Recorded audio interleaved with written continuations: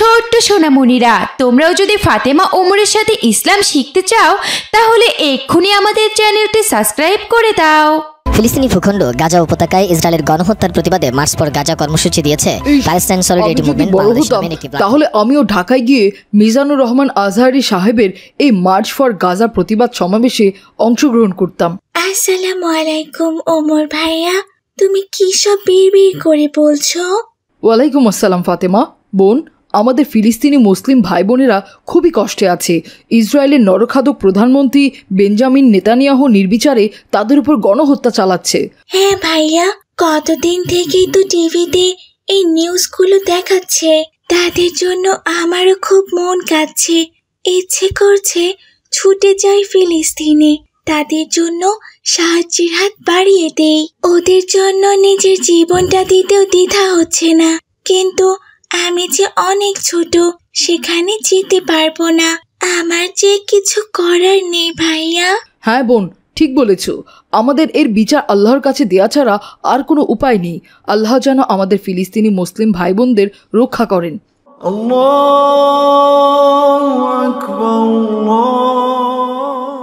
ওই তো বোন, আসরের আজান শুরু হয়ে গেল। আমি মসজিদে যাচ্ছি নামাজ আদায় করতে। তুমিও নামাজ আদায় করে নাও বোন, আর আল্লাহর কাছে দোয়া করো আল্লাহ যেন ফিলিস্তিনি ভাই বোনদের হেফাজত করেন, তাদের এই দুঃসময় থেকে মুক্তি দান করেন। আচ্ছা ঠিক আছে ভাইয়া, আসসালামু আলাইকুম। ওয়ালাইকুম আসসালাম। এরপর ওমর আসরের নামাজ পড়তে মসজিদে চলে গেল। আসরের নামাজ শেষ করে সে মাহাদির সাথে বাড়ির পথে ফিরছিল, কিন্তু মাহাদি লক্ষ্য করলো ওমরের মনটা ভীষণ খারাপ। কি ব্যাপার ভাই ওমর, কোনো কথা বলছো না যে? তুমি তো এমন না, তোমার মনটা কি খারাপ? হ্যাঁ ভাই মাহাদি, আমার মনটা ভীষণ খারাপ, কিছুই ভালো লাগছে না। কি করব কিছুই বুঝতে পারছি না। কি বলো ভাই, কি হয়েছে তোমার? তোমার মন খারাপের কারণটা কি, আমি কি জানতে পারি? ভাই মাহাদি, তুমি তো জানো ফিলিস্তিনি ভাই বোনদের নির্বিচারে হত্যা করছে ইসরায়েলি দখলদার বাহিনী।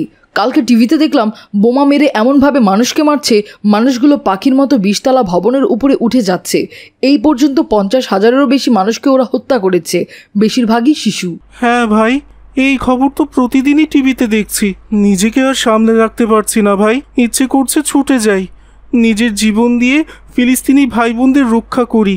কিন্তু আমরা তো ছোট মানুষ, আমাদের আর কি করার আছে বলো? কিছু তো আমাদের করা উচিত ভাই মাহাদি। ওরা তো শহীদ হয়ে বেহেশতে চলে যাচ্ছে, কিন্তু আফসোসের সাগরে ভাসাচ্ছে আমাদের। ওরা হচ্ছে জান্নাতি আর আমাদের বানাচ্ছে অপরাধী। কারণ আমাদের নবী করিম সাল্লাল্লাহু আলাইহি সাল্লাম নিজে বলেছেন, দুনিয়ার এক প্রান্তে মুসলমানেরা যদি বিপদে থাকে তাহলে সবার প্রতিবাদ করা উচিত, তাদেরকে রক্ষা করা উচিত। ঠিক বলেছো ভাই, ওদের জন্য নিজেদেরকে অপরাধী মনে হয়। আল্লাহ যে কবে ওদের দেশে শান্তি ফিরিয়ে দেবেন, এজন্যই কি তোমার মন খারাপ ভাই ওমর? হ্যাঁ ভাই মাহাদি, ফিলিস্তিনিদের জন্য কিছুই করতে পারছি না, এর জন্য মনটা বড্ড পুড়ছে। তবে আরেকটা বিষয় খারাপ লাগছে, আমাদের প্রখ্যাত Islamic scholar doctor Mizanur Rahman Azhari তিনি গাজাবাসীদের রক্ষার জন্য ঢাকা মার্চ ফর গাজা নামে এক প্রতিবাদ সমাবেশের আয়োজন করেছেন। ফিলিস্তিনি তো যেতে পারছি না, তবে এখন তো দেখছি ঢাকাতেও যেতে পারবো না। আমার খুব ইচ্ছে ছিল সেই সমাবেশে উপস্থিত থেকে প্রতিবাদ করার, গাজাবাসীর জন্য প্রতিবাদ করার। হ্যাঁ ভাই, এই বিষয় তো টিভিতে দেখলাম, কিন্তু ভাই আমরা তো অনেক ছোট। আমরা এই এত ছোট বয়সে এই পাড়া মহল্লা থেকে কি করে বেরিয়ে ঢাকায় যাব বলো? আমাদের বাবা মারাও তো ব্যস্ত, তারাও আমাদের নিয়ে যেতে পারবে না। হ্যাঁ ভাই মাহাদি, সেই জন্য মনটা খুব খারাপ লাগছে। ফিলিস্তিনেও সাহায্য করতে যেতে পারছি না, ঢাকাতেও যে একটা প্রতিবাদ সমাবেশে যাব সেটাও হচ্ছে না। ভাই উমর, একটা কাজ করলে কেমন হয় বলো তো? আমরা যদি আমাদের নিজের গ্রাম থেকেই একটা প্রতিবাদ মিছিলের আয়োজন করি, সে মিছিল থেকে প্রতিবাদ করলাম আর আল্লাহর কাছে দোয়া করলাম আল্লাহ যেন ফিলিস্তিনি ভাই বোনদের মুক্ত করে দেন। হ্যাঁ ভাই মাহাদি, এই বিষয়টা তো আমার মাথাতে ছিলই না। তুমি বেশ ভালো একটি উদ্যোগের কথা বলেছো। কাল তো শুক্রবার, স্কুল মাদ্রাসা ছুটির দিন, আমাদের মহল্লার সকল বন্ধুরাই এই দিন বাড়িতে থাকবে। চলো আজকে আমরা তাদেরকে এই বিষয়টা খুলে বলি, কাল যাতে সবাই খেলার মাঠে উপস্থিত থাকে, আমরা সেখান থেকে প্রতিবাদের মিছিল আয়োজন করব। হ্যাঁ ভাই ওমর, চলো। এরপর মাহাদি আর ওমর দুজনে চলল মহল্লার ছেলেমেয়েদেরকে এই বিষয়ে জানাতে। তারা এক এক করে মহল্লার সকল বাড়িতে গিয়ে তাদের প্রতিবাদ মিছিলের কথা জানালো, আর তারাও সাড়া দিল যে কাল সকাল 10টায় তারা খেলার মাঠে উপস্থিত থাকবে।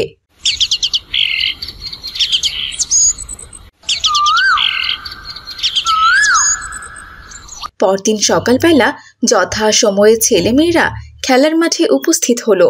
সবাইকে আসসালামু আলাইকুম। আজকে আমরা সবাই এখানে একটি বিশেষ উদ্দেশ্যে উপস্থিত হয়েছি।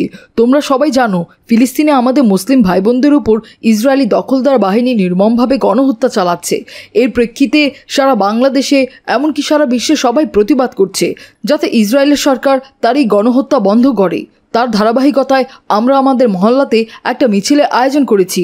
আমরা সকলে খুব সুশৃঙ্খলভাবে ফিলিস্তিনি ভাই বোনদের জন্য প্রতিবাদ করব। ওমর ভাইয়া আমার একটা প্রশ্ন ছিল। কি প্রশ্ন মিলি, বলো। আমরা এখান থেকে প্রতিবাদ করলে কি ইসরায়েলের সরকার বেঞ্জামিন নেতানিয়াহু যুদ্ধ বন্ধ করবেন? আমার তো একদমই বিশ্বাস হয় না। মিলি, ওই নরখাদক বেঞ্জামিন নেতানিয়াহু যুদ্ধ বন্ধ করবে কিনা আমি তা জানি না, তবে আমাদের নবী করিম সাল্লাল্লাহু আলাইহি সাল্লাম বলে গেছেন কোনো মুসলিমের উপর অত্যাচার হলে আমরা যেন প্রতিবাদ করি। যদি হাত দিয়ে প্রতিবাদ করতে পারি তাহলে হাত দিয়ে করব, আর যদি অস্ত্র দিয়ে প্রতিবাদ করতে পারি তাহলে অস্ত্র দিয়ে করব, আর যদি তা না পারি অন্ততপক্ষে মুখ দিয়ে প্রতিবাদ করব। নবীর এই শিক্ষা আমরা ভুলি কি করে বলো? ও আচ্ছা, এখন বুঝতে পেরেছি ভাইয়া। আচ্ছা ভাইয়া, আমাদের প্রতিবাদের ভাষা কি হবে? হ্যাঁ, আমি তো এখন তোমাদের সেটাই শিখিয়ে দিব। আমি আগে আগে বলবো, তোমরা পরে পরে বলবে, ঠিক আছে? ঠিক আছে ভাইয়া। বন্ধ করো, বন্ধ করো, গাজায় গণহত্যা বন্ধ করো। নেতানিয়াহুর 2 গালে জুতা মারো তালে তালে। সাহায্য করো, সাহায্য করো, আল্লাহ ফিলিস্তিনি ভাইদের সাহায্য করো। বাহ, দারুণ হয়েছে স্লোগান ভাইয়া। তোমার স্লোগানের ভাষাগুলো আমার শরীরে শিহরণ তুলেছে। হ্যাঁ মিলি, শোনো, সবাই আমরা এখন এই মিছিল এইখান থেকে আমাদের মহল্লায় ভালো ভালো জায়গাগুলোতে প্রদক্ষিণ করব। আমি আগে আগে বলবো, তোমরা পরে পরে বলবে। ঠিক আছে ভাইয়া।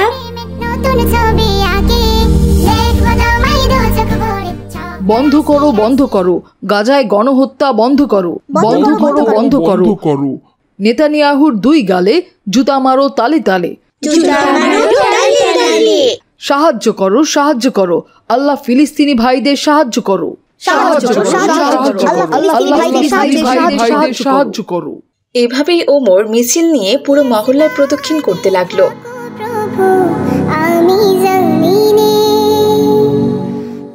ছোট বাচ্চাদের এমন সাহসিকতা দেখে মসজিদের ইমাম সাহেব আব্দুর রহমানকে বললেন, আব্দুর রহমান, তোমার ছেলেটা কিন্তু দারুণ প্রতিবাদী হয়ে উঠেছে।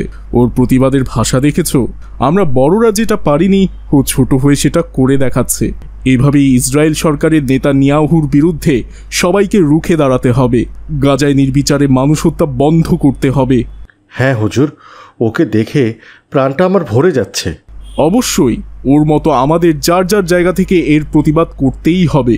শোনো সবাই, আজকে আমরা এখানে আমাদের প্রতিবাদ মিছিল শেষ করছি। একটু পর মাগরিবের আজান পড়বে। তোমরা সবাই বাড়িতে চলে যাও। নামাজ পড়ে গাজাবাসীর জন্য সবাই দোয়া করবে, আল্লাহ যেন তাদেরকে হেফাজত করেন। ঠিক আছে ভাইয়া। এরপর সবাই সেখান থেকে চলে গেল। মাহাদি তখন ওমরকে বলল, আজকের প্রতিবাদ মিছিলটা করতে পেরে এখন মনে অনেক শান্তি পাচ্ছি ভাই ওমর। ঠিক বলেছ ভাই মাহাদি, আমারও খুব ভালো লাগছে। আল্লাহ যেন গাজাবাসীকে মুক্তি দান করেন আর ইসরায়েলি দখলদার বাহিনীর উপর গজব নাজিল করেন, আমিন।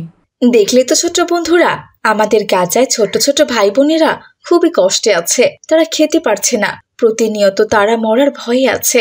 কখন ইসরায়েলি দখলদার বাহিনী তাদেরকে মেরে ফেলে। 1 চামচ খাবারের আশায় তারা এই শিবির সেই শিবিরে ঘুরে বেড়াচ্ছে। আমাদের যার যার জায়গা থেকে প্রতিবাদ করতে হবে যাতে আল্লাহ তাআলা তাদেরকে সাহায্য করেন এবং ওই দখলদার ইসরায়েল সরকার যুদ্ধ বন্ধ করে। আজ তাহলে আমরা এখানেই বিদায় নিচ্ছি ছোট্ট বন্ধুরা। ভালো থেকো তোমরা। আসসালামু আলাইকুম ওয়া রাহমাতুল্লাহ।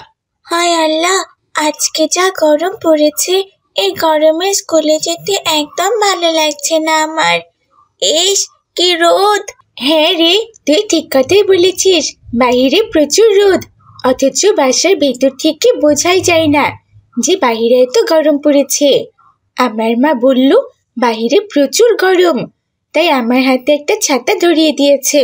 নইলে তো রোদে পুড়ে আমার স্কিনটাই একদম জ্বলে যেত রে জান্নাতুল। তুই একটা ছাতা আনতে পারিসনি?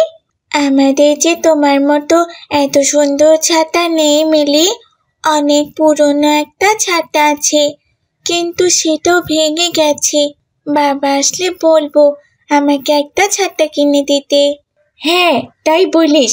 যা গরম পড়েছে, এই গরমে ছাতা ছাড়া বের হলে মাথার মগজ গলে গলে পড়বে। আল্লাহ তাআলা যেন আমাদের এই গরম থেকে রক্ষা করেন, আমিন। এভাবে গল্প করতে করতে জান্নাতুল আর মিলি স্কুলে চলে আসে। ইতিমধ্যেই তাদের ক্লাস শুরু হয়ে গেছে। সাবিহা ম্যাডাম ক্লাস শুরু করতে না করতেই কালো দপ্তরে এসে নোটিশ দিয়ে যায়। বাচ্চারা, তোমরা একদম চিৎকার চেঁচামেচি করো না, মনোযোগ দিয়ে আমার কথা শোনো। এত দ্বারা ইসলামিয়া মডেল স্কুলের সকল ছাত্রছাত্রীদের জানানো যাচ্ছে যে আগামী 14 এপ্রিল 2025 বাংলা নববর্ষের প্রথম দিন। তাই বাংলা নববর্ষ উপলক্ষে আমাদের স্কুল 14 এপ্রিল অর্থাৎ পহেলা বৈশাখ বন্ধ থাকবে। 15 তারিখ থেকে যথাযথ নিয়মে আবার স্কুল খোলা থাকবে। তোমরা সবাই বুঝতে পেরেছো? ম্যাডাম, আমি তো কিছুই বুঝতে পারলাম না। নববর্ষ মানে তো নতুন বছর। আমরা তো জানুয়ারি মাসের 1 তারিখে হ্যাপি নিউ ইয়ার পালন করেছি, এখন আবার কিসের নববর্ষ? তুমি ভুল বুঝেছ সাইম। জানুয়ারি মাসের 1 তারিখে ইংরেজি নতুন বছর শুরু হয়, আর বাংলায় বৈশাখ মাসের 1 তারিখ থেকে নতুন বছর শুরু হয়। আর তুমি যেন কি বললে, জানুয়ারি মাসের 1 তারিখে হ্যাপি নিউ ইয়ার পালন করেছো? না না ম্যাডাম, আসলে আমি সেইভাবে পালন করিনি। হ্যাপি নিউ ইয়ার উপলক্ষে শুধু বন্ধুদের সাথে চকলেট বোম ফাটিয়েছিলাম, আর আমাদের মহল্লায় আন্টিরা ভয় পেয়ে বাইরে বেরিয়ে এসেছিল। আমরা তো তখন বেশ মজাই পেয়েছিলাম। এমনটা করা তোমার একদম উচিত হয়নি সাইম। আমাদের কখনোই এমন কোনো কাজ করা উচিত নয় যাতে অন্যের সমস্যা হয়। কাল যেহেতু বাংলা নববর্ষ, তাই কালকে অন্তত এমনটা করো না, বুঝেছ? ঠিক আছে ম্যাডাম, আমি আর কখনো এমন দুষ্টুমি করব না। এভাবেই দেখতে দেখতে স্কুল ছুটি হয়ে যায়, আর যে যার বাড়িতে চলে যায়। বিকেলবেলা জান্নাতুলের বাবা বাজার করে নিয়ে আসে।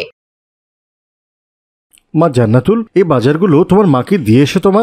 আল্লাহ, আজকে তুমি এতগুলো বাজার করেছো আব্বু? ও বাবা, তুমি তো দেখছি একটা পাঙ্গাস মাছও নিয়ে এসেছো। হঠাৎ এত বাজার কেন করেছো আব্বু? আমাদের বাড়িতে কি কোনো মেহমান আসবে? না মা, কোনো মেহমান আসবে না। কাল হচ্ছে পহেলা বৈশাখ, বাংলা বছরের প্রথম দিন। তাই ভাবছি কাল একটু ভালো মন্দ খাবার রান্না করে খাবো, তাই এসব নিয়ে এসেছি। এই বাজারগুলো তোমার আম্মুকে দিয়ে বলবে কাল পান্তা ভাত খাওয়ার জন্য, কয়েক প্রকারের ভর্তা আর পাঙ্গাস মাছ ভাজি করতে। কাল আমরা পান্তা আর পাঙ্গাস মাছ ভাজি খাবো। কিন্তু আব্বু, আমি শুনেছি পহেলা বৈশাখের দিন সবাই পান্তা ভাত আর ইলিশ মাছ খায়। তাহলে তুমি ইলিশ মাছ না নিয়ে এসে পাঙ্গাস মাছ কেন নিয়ে এলে? পাঙ্গাস মাছ না নিয়ে আর কি করবো রে মা? ইলিশ মাছের যা দাম, একটা ইলিশ মাছের টাকা দিয়ে প্রায় 10-15টা পাঙ্গাস মাছ কেনা যাবে। তাছাড়া পহেলা বৈশাখ উপলক্ষে সবাই এখন ইলিশ মাছ খাবে, সেজন্য ব্যবসায়ীরা ইলিশ মাছের দাম আরও বাড়িয়ে দিয়েছে। প্রতি কেজি ইলিশ 2000 টাকায় বিক্রি করছে। এত দাম দিয়ে তো ইলিশ মাছ কেনার সামর্থ্য আমাদের নেই রে মা, তাই তো আমরা পাঙ্গাস মাছটাই খাবো। আর শোন মা, কাল তো তোর জামিল আঙ্কেলের দোকানে হালখাতার দাওয়াত আছে, আমি তোকে সেখানে নিয়ে যাব। তাহলে অনেকগুলো জিলাপি খেতে পারবি মা। হালখাতা? হালখাতা মানে কি আব্বু? এতদিন আমরা দোকানে যা বাকি খেয়েছি, নতুন বছর উপলক্ষে সেই সব টাকা আমরা পরিশোধ করে দিয়ে নতুন হিসাবের খাতা খুলতে চাচ্ছি। এটাকেই হালখাতা বলে মা। আমরা যখন টাকা পরিশোধ করে দিব, তখন তোমার জামেল আঙ্কেলের দোকান থেকে আমাদেরকে জিলাপি দেবে। তোমার আঙ্কেলও তোমাকে নিয়ে যেতে বলেছে। ঠিক আছে বাবা, কালকে তাহলে আমি তোমার সাথে যাব ইনশাল্লাহ। এদিকে মিলির বাবা বাজারের সব থেকে বড় ডিমওয়ালা ইলিশ মাছ তাদের বাড়িতে নিয়ে আসে। এটা দেখে তো মিলি ভীষণ খুশি ছিল। ওরে বাবা, কি বড় একটা ইলিশ মাছ, কি সুন্দর দেখতে, মাশাআল্লাহ। আমি তো কালকে বেশি করে পান্তা ভাত দিয়ে ইলিশ মাছ খাবো, খুব মজা হবে, তাই না বাবা? হ্যাঁ মা, নিশ্চয়ই। তুমি বলেছিলে ডিমওয়ালা ইলিশ মাছ খাবে, তাই আমি তোমার জন্য বাজার থেকে 10,000 টাকা দিয়ে সব থেকে বড় ইলিশ মাছটা নিয়ে এসেছি। তুমি খুশি হয়েছো তো মা? হ্যাঁ বাবা, আমি খুব খুশি। কিন্তু বাবা, তুমি আমার জন্য শাড়ি নিয়ে আসোনি কেন? আমি তো তোমাকে বলেছিলাম আমার জন্য লাল পাড়ের সাদা শাড়ি নিয়ে আসবে, যেগুলো সবাই পয়লা বৈশাখের দিন পরে ঘুরতে যায়। হ্যাঁ হ্যাঁ মামুনি, নিয়ে এসেছি। এই যে মামুনি। এ কি বাবা, এই শাড়িটাতে তো ঢাক ঢোল একতারা দোতারা হাতি ঘোড়া কোনো কিছুই অ্যাড করে নেই। আমি তো এগুলোর মতো শাড়ি চাইনি, আমার তো পয়লা বৈশাখের শাড়ি লাগবে। তুমি এটা কি শাড়ি নিয়ে এসেছো আমার জন্য আব্বু? কিচ্ছুই অ্যাড করেনি, এটা আমার একদম পছন্দ হয়নি। দেখো মা মিলি, তুমি এখনো অনেক ছোট মা, তাই হয়তো না বুঝে এসব বলছো। আমি তো মুসলিম, তাই আমাদের সাথে এসব কালচার যায় না। তবুও আমি তোমার মন ভালো রাখার জন্য এই শাড়িটা নিয়ে এসেছি। তুমি আর জেদ করো না মা। আসার সময় তোমার বান্ধবী জান্নাতুলকে দেখে আসলাম, ওর মায়ের কাছে বসে মাছ কাটা শিখছে। ওর মনে এসব নিয়ে কোনো আনন্দ উল্লাস নেই। আমাদের আনন্দ করার দিন হচ্ছে ঈদুল আজহা ও ঈদুল ফিতর, তাই এ সমস্ত দিন না পালন করাই ভালো। ধুর বাবা, তুমি ওই জান্নাতুলের সাথে আমার তুলনা করছো? ও তো বরাবরই এমন খ্যাত একটা মেয়ে। ও আবার পয়লা বৈশাখের কি বোঝে শুনি? কালকে যখন আমি পয়লা বৈশাখের শাড়ি পরে গালে একটা নকশা আর্ট করে বাঘের মুখোশ পরে ওর সামনে গিয়ে ভয় দেখাবো, তখনও বুঝতে পারবে যে নতুন বছর কি করে পালন করতে হয়। আমি সকাল সকাল উঠে মঙ্গল শোভাযাত্রায় যাব। বাবা, তুমি আমাকে অনেকগুলো টাকা দিও কিন্তু। এসব তুমি কি বলছো মা মিলি? মঙ্গল শোভাযাত্রায় যাবে মানে? তুমি ছোট মানুষ, তাই শাড়ি পরতে চেয়েছো, আমি শাড়ি কিনে দিয়েছি। কিন্তু গালে নকশা করা, রং মাখানো, পশু পাখির মুখোশ পরা এবং মঙ্গল শোভাযাত্রায় ছেলে মেয়েদের একত্রে শিরক করার মতো পাপ কাজকে আমি কিছুতেই প্রাধান্য দিব না। মঙ্গল শোভাযাত্রা বলে ইসলামে কিছুই হয় না, যত সব অপসংস্কৃতি। এসবের সাথে মুসলমানদের কোনো সম্পর্ক নেই মা, তাই তোমাকে ওসব পরিহার করে চলতে হবে। এই বলে রাজ্জাক সাহেব সেখান থেকে চলে যায়।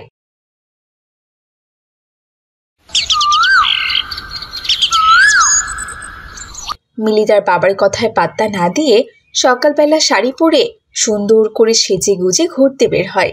অবশেষে তার দেখা হয় জান্নাতুল আর সাইমের সাথে। তারা দুজন জিলাপি খেতে খেতে বাড়ির দিকে ফিরছিল। সায়েম, দেখো তো, ওটা মিলি না? আরে হ্যাঁ, ওইরকমই তো লাগছে, কিন্তু ওইরকম জোকারের মতো সেজেছে কেন? মুখে ওইসব কিসের রং চং দিয়ে এসেছে, আবার শাড়িও পরেছে দেখছি। দেখতে একদম পুরো হিন্দুদের মতো লাগছে। চল তো গিয়ে জিজ্ঞেস করি ও কোথায় গিয়েছিল।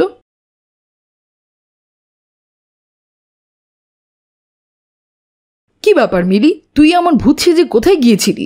দেখ সায়েম, একদম বাজে কথা বলবি না। আমি ভূত সাজতে যাবো কেন? হ্যাঁ, দেখতে পাচ্ছিস না কি সুন্দর লাল পাড়ের সাদা শাড়ি পরেছি আমি। আমি তো মঙ্গল শোভাযাত্রা যেতে চেয়েছিলাম, শুধুমাত্র বাবা বলল ওসব নাকি শিরক, তাই আমি যাইনি। ভাবলাম একটু সেজে গুজে নতুন বছরটা আনন্দে পালন করি আর মহল্লা একটু ঘুরে বেড়াই, নইলে আবার সারা বছর আমার দুঃখে কাটবে। তাই একটু সেজে গুজে আড্ডা দিচ্ছি আর কি। আমাদের কখনো এসব ভাবা উচিত নয় মিলি। সমাজের কিছু কিছু কুসংস্কারের জন্য আমরা আমাদের অজান্তে অনেক শিরক করে ফেলছি, যেগুলো থেকে আমাদের সবসময় দূরে থাকা উচিত। আল্লাহ তাআলা সব গুনাহ ক্ষমা করেন, কিন্তু শিরক ক্ষমা করেন না। তাই আমাদের সবসময় শিরক থেকে দূরে থাকতে হবে, বুঝেছো? তাছাড়া তোমাকে কে বলেছে বলো তো যে পহেলা বৈশাখে আনন্দ না করলে সারা বছর দুঃখে কাটবে? আমাদের জীবনে যা কিছুই হয় সবই তো আল্লাহ তাআলার ইচ্ছাতে হয়। তাই আমরা কখনোই আমাদের ভবিষ্যৎ সম্পর্কে না জেনে কিছুই বলতে পারি না। আমাদের প্রত্যেকেরই এ ধরনের কথা থেকে বিরত থাকা উচিত। ও, এখন কি না আমার কথা শিরক হয়ে গেল? আর তোরা তো পয়লা বৈশাখে ঠিকই পান্তা ভাত আর পাঙ্গাস মাছ খেয়েছিস, এতে বুঝি কোনো পাপ হয় না? শোনো মিলি, পান্তা ভাত আর মাছ ভাজাতে পাপের কি আছে? আমরা তো হারাম কোনো খাবার খাচ্ছি না। তাছাড়া পান্তা ভাত তো আমরা এই গরমে প্রায়ই খাই। তাই বাবা শখ করে পাঙ্গাস মাছ নিয়ে এসেছে। যেহেতু এই খাবারটা হারামের সাথে সম্পর্কিত নয়, তাই আমরা এটা খেতে পারি। তবে পহেলা বৈশাখ উপলক্ষে তা না খাওয়াটাই ভালো। পয়লা বৈশাখকে কেন্দ্র করে কোনো উৎসব আমেজ না করাও ভালো। পয়লা বৈশাখের কোনো উৎসব অনুষ্ঠান আমাদের মুসলিম সংস্কৃতির সাথে যায় না, বুঝেছ? তাই আমাদের উচিত এসব থেকে বিরত থাকা। এমনকি এই দিনে লাল পেড়ে সাদা শাড়ি পরাটাও তো হিন্দুদেরই সংস্কৃতি, জানো? তুই ঠিকই বলেছিস জান্নাতুল। আমার বাবা তো 5 ওয়াক্ত নামাজ পড়েন সত্যি। আমাদের বাড়িতে পহেলা বৈশাখ উপলক্ষে কোনো আয়োজন হয়নি, এমনকি বাবা পান্তা ভাত আর ইলিশ মাছ খেতেও দেননি বাবা। তাই নাকি? তাহলে তো আমার ভুল হয়ে গেছে। তাহলে আমিও আর কখনো মঙ্গল শোভাযাত্রায় যেতে চাইবো না। আমি এক্ষুনি বাড়িতে গিয়ে উঁচু করে গোসল করব, আর আমার মুখের রঙগুলো ধুয়ে ফেলবো, আর এই শাড়িটাও খুলে রাখবো। আমি আর কখনোই পহেলা বৈশাখ উপলক্ষে এরকম লাল পেড়ে সাদা শাড়ি পরবো না। জান্নাতুল, সায়েম, তোমাদের দুজনকে অনেক অনেক ধন্যবাদ আমাকে এত সুন্দর করে বোঝানোর জন্য। সত্যি তোমরা আমার অনেক ভালো বন্ধু। মিলির এমন কথা শুনে সাইম আর জান্নাতুল দুজনেই বেশ খুশি হয়ে যায়। এরপর থেকে মিলি প্রতিজ্ঞা করে সে আর কোনোদিনও পহেলা বৈশাখ উদযাপন করবে না। তো বন্ধুরা, আমাদের আজকের এই গল্পটি তোমাদের কাছে কেমন লেগেছে ভালো লেগে থাকলে কমেন্ট করে জানিয়ে দেবে। আর হ্যাঁ, লাইক করতে ভুলো না কিন্তু।